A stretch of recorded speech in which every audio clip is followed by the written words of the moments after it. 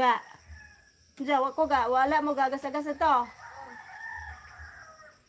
Please subscribe guys so I can provide for my 2 kids. Look.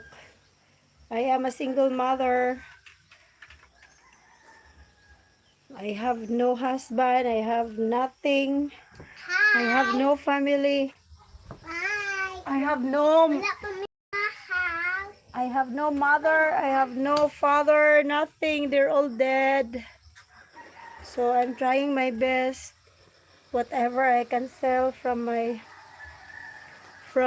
old stuffs when I was still a singer. When I was singing, I have a lot of shoes, bags, dresses. That's how I provide my daughters now. Please subscribe guys so I can try to have a living to provide my daughters here in Philippines guys. Sanak? What's up?